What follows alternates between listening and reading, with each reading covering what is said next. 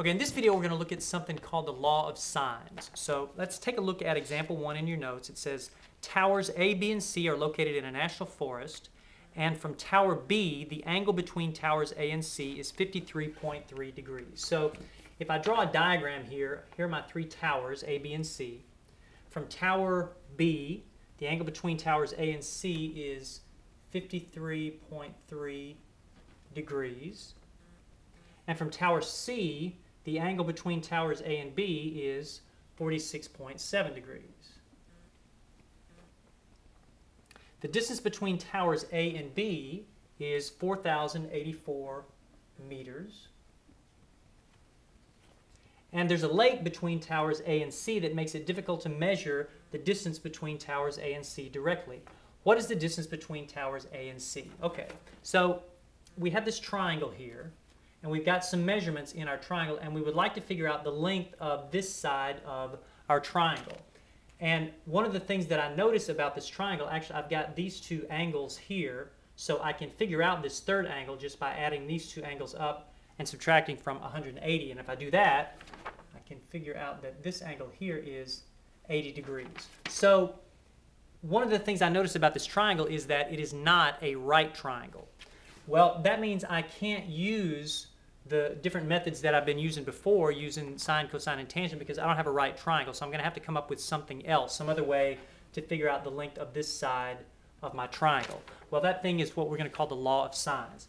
Take a look at this triangle down here. Again, I've labeled this triangle A, B, and C. And in fact, I'm going to go ahead and label the sides. My angles are capital A, capital B, and capital C. I'm going to label the sides lowercase a, lowercase b, and lowercase c. And notice where I've put the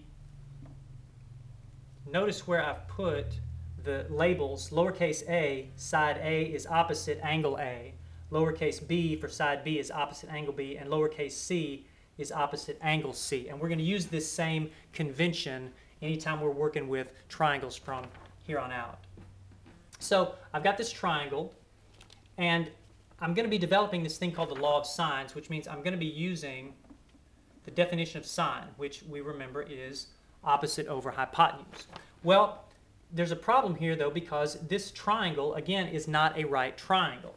If I'm going to be using the sine ratio, I need a right triangle. Well, let me go ahead and draw in an altitude on this triangle right here. Let me call this h for height. So I draw in the height of this triangle from vertex C. And now I do have a right triangle. In fact, I've got two right triangles. I've got this one right here, and then I've got this smaller one right here. Well, since I have these right triangles, let me write down the sine of angle A and the sine of angle B. So sine of angle A, remember sine is opposite over hypotenuse. So for this right triangle here, the sine of angle A opposite over hypotenuse is going to be h over b. And if I also want to write down the sine of angle B, sine of angle B, that's opposite over hypotenuse. Opposite is h, hypotenuse is a, so the sine of angle B is h over a. Now, if I can think of these two equations as a proportion, let me put sine A over 1 and sine B over 1. Now I've got a proportion. I can cross multiply. So let me cross multiply these proportions. 1 times h is h, and sine A times B, let me write this as b times sine A. I'm going to do the same thing over here. 1 times h is h, and a times sine B is a times sine B. So now I've got these two equations, and essentially I'm saying that this value h, that's the length of this altitude here, h is equal to b times sine A. And notice from over here, h is also equal to a times sine B. Well, if h is equal to b times sine A and it's also equal to a times sine B, that must mean that b times sine A and a times sine B are equal to each other. So let me write this down. b times sine A equals a times sine B. Now, I'm going to do a little bit of algebra here to get this into a slightly different form, one that's going to be easier for me to use. Let me divide both sides of my equation by b. that means these b's are going to cancel out, and I have sine A equals A times sine B over B. Now I would like to divide both sides of my equation by lowercase a. So I divide this side by a, and I divide this side also by a. And now my a's cancel out over here, and what I have is sine A over A equals sine B over lowercase b. Now, I could have also done essentially the same thing using sine of angle C and side C. That is, I could have drawn another line over here perpendicular to this side of my triangle, set up another proportion, and if I had done that, what I would have gotten is another piece of the proportion. In other words, I would have gotten sine of angle C over lowercase c, and this formula, if you want to think of it that way, this three-way proportion, this is called the law of sines. And it's this formula that's going to help us to solve our problem here, finding the distance between towers A and C. So let's see how this is going to work. I'm trying to find this distance here, and in fact, let me go ahead and label these sides of my triangle here. The side opposite angle A, let me call that side A, lowercase a. The side opposite angle C, that's going to be side C. And the side opposite angle B, this is going to be side lowercase b. Now, I'm going to use the law of sines here.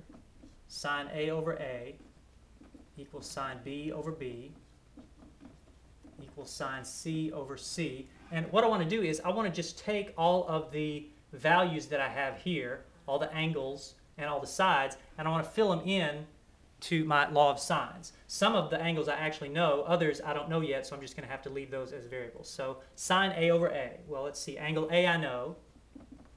Angle A is 80. And let's see, side A I don't know, so I'm going to have to leave that as lowercase a. Sine B over B. Let's see, angle B is 53.3. So that's sine of angle B over lowercase b. I don't know that value. Sine C over C. Angle C is 46.7, so that's going to be sine 46.7 degrees over the length of side C, which is 4,084. Okay, now I have this three-way proportion, and remember, I'm trying to find the distance between towers A and C. That's lowercase b. So I would like to be able to solve for this value right here, and notice now that I have values here, I can kind of ignore this piece of my proportion right now because I don't really need that. But this right here, I've got a proportion, and I've only got one unknown. I can use my calculator to find a value, a numerical value for sine of 53.3, also for sine of 46.7. This is a numerical value. I can essentially just cross multiply and solve this proportion for b. And if I do that, if I cross multiply, I get, let me just go ahead and write this out, b times sine 46.7 equals, that's going to be 4,084 times sine 53.3. And if I divide both sides by the sine of 46.7, then I get b equals, and if I punch that into my calculator, I get 4,499.28, and we are in meters. So I've just used the law of sines to find the length of this side of a triangle. So essentially, when you're using the law of sines, you take the law of sines, you fill in what you know, the values of the angles and the values of the sides, and then you pick a proportion that allows you to solve for whatever piece it is that you're looking for. Let's take a look at example number 2. Example number 2 just says solve the triangle, and solve the triangle means find all of the missing sides and angles. So for this triangle here, triangle ABC, again, I'm given two angles and one side. First thing I want to do is I want to fill in the value for this angle B. So I want to add these two angles together and subtract from 180. And if I do that, then I find that the value of angle B is 54.9 degrees. And let's see, let me make sure I finish labeling my triangle. This is going to be side A here across from angle A. It's going to be side B across from angle B. And this value is side C. All right, so I'm going to be using my law of sines. Sine A over A equals sine B over B equals sine C over C. Okay, so let me fill in what I know. Sine of angle A is 52.5. Side A I don't know. Sine B, angle B is 54.9. Over sine B, which I don't know. Sine of C is sine of 72.6 over, now that I do know. C is 18. So I'm trying to solve, this tells me to solve the triangle, which means I need to fill in all of the missing sides and angles. So I need to find A and B. And let's see, how about, let me just start with B. I'll start with this proportion here. So essentially I'm going to do what I did before, which is I've got a value for everything in my proportion except for angle B. So all I need to do is cross multiply and solve for B. In other words, let's see, this is going to be B times sine 72.6 equals 18 times sine 54.9. I'm going to divide both sides by sine 72.6, and that's going to give me B equals